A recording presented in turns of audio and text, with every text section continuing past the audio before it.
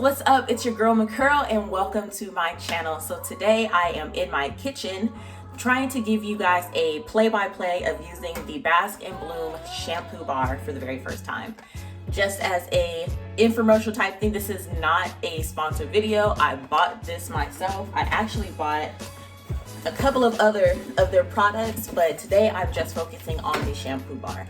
So this is something that I have wanted to try for quite a while. The reviews for the shampoo bar are absolutely raving. So I decided I wanted to try it for myself. I don't usually use shampoo.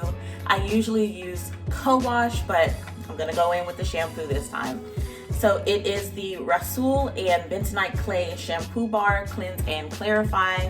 There's not really a whole lot of instructions on it, but the ingredients are distilled water, coconut oil, palm oil, olive oil, sunflower oil, avocado oil, aloe butter, and castor oil, and Rhassoul clay, bentonite clay, almond powder, honey, and fragrance. Fragrance is last, so okay, Bask and Bloom.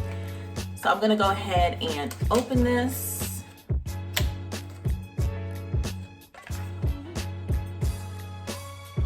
It has a super familiar smell, but I cannot place my finger on what it smells like.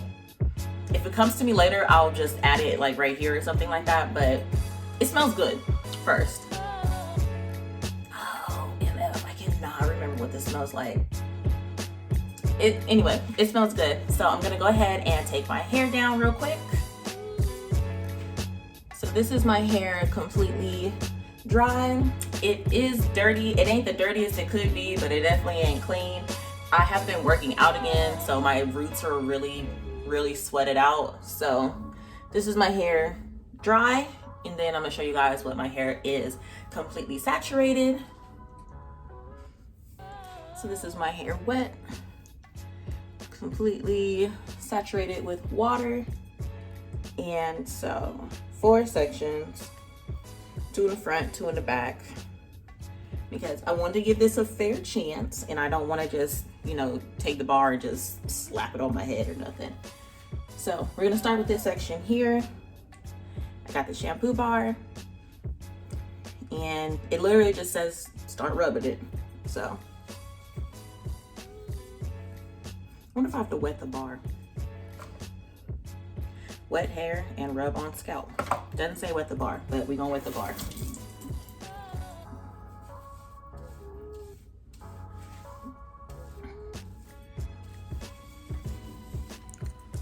So I'm fast forwarding through this section because it's literally just 2.5 minutes of me trying to get the soap to lather. I do at one point add water to the bar of soap, which I just did there. And then I take it a step further and add more water to my hair to try to get it to lather.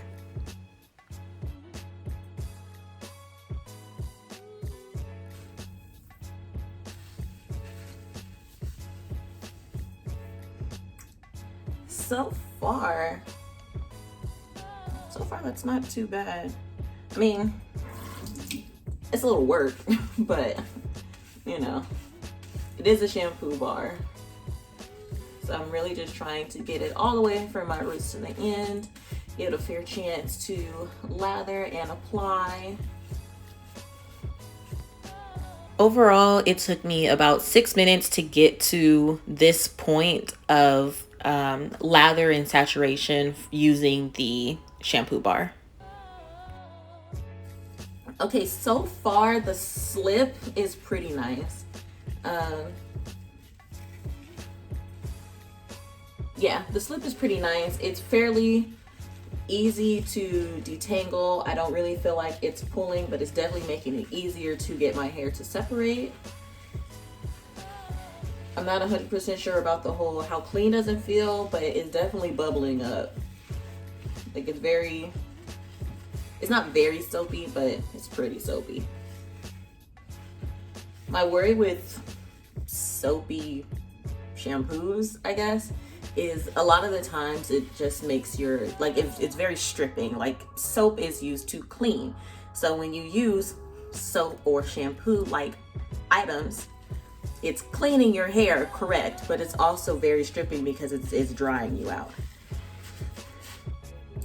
So I have my little shampoo scalp thing that I usually, or have recently been trying to incorporate to make sure that I'm getting my scalp clean.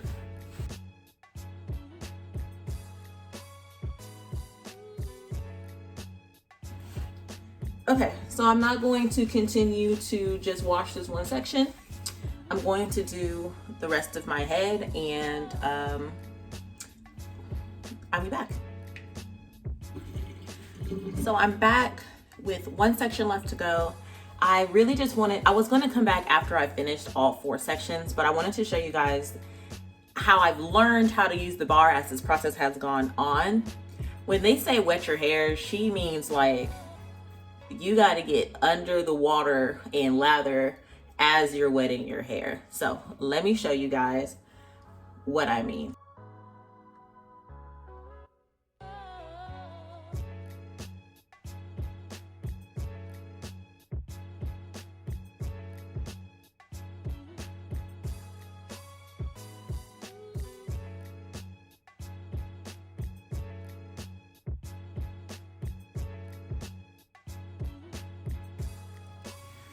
So that's what they mean by like your hair has to be wet.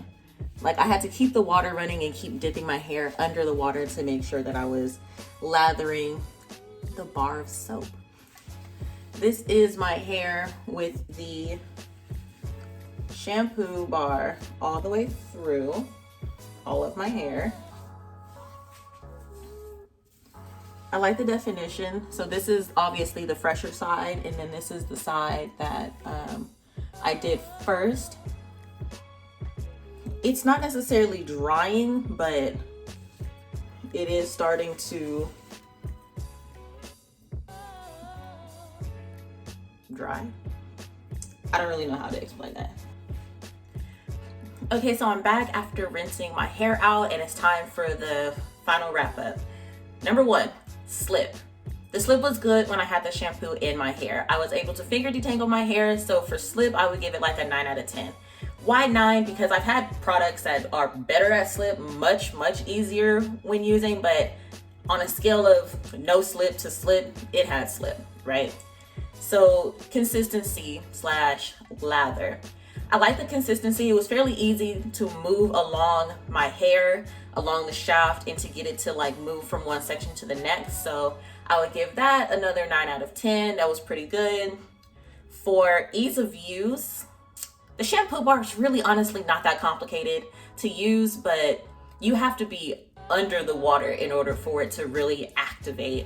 So I'm not saying that's an inconvenience, but it is definitely like you have to be in the bathroom or at the sink using enough water to get your hair to continue to lather and to get the soap to continue to lather. So not a bad thing, not the most convenient thing. So ease of use, I'm gonna give it like an 8. I think that's fair. Cleanliness.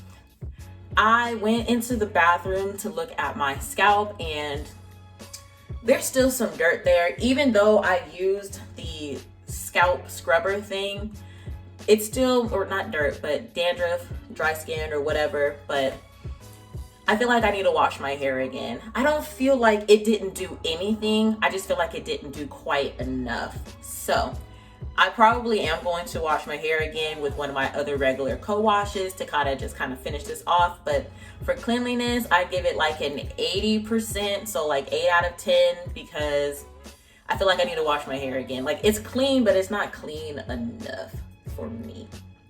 So, and then last but not least is moisture. Nowhere on the box, this is a disclaimer, nowhere on the box does it say that this is a moisturizing shampoo, but I always want to give some kind of opinion on how drying a shampoo is or / could be, right? So even though it doesn't say it's a moisturizing shampoo, I'm going to rate it on moisture, and my rating for moisture is like a 4, because as I'm standing here, I can feel my hair drying. As I'm touching it, I can feel my hair drying, and I've only been out of the water for about 2 minutes. So I just, my hair is starting to dry out, but that's the issue with shampoo for me personally. I know not all shampoos are like that, but this is one of the reasons why I don't really use a lot of shampoos, because co-washes are conditioning washes and they usually put moisture into your hair. So overall, would I use this soap again? Yeah, I'd probably use it again. I just feel like I'd have to be a little bit more meticulous about scrubbing it into my hair and rinsing it out. I just feel like I have to work a little bit harder in order to make this work for me. So that's it. That's my opinion on the Bask and Bloom shampoo bar. Thank you guys for tuning in. Thank you guys for sticking with me. I appreciate you guys' support in watching these videos. Please don't forget to like, subscribe, and comment down below, and I will see you guys in my next video.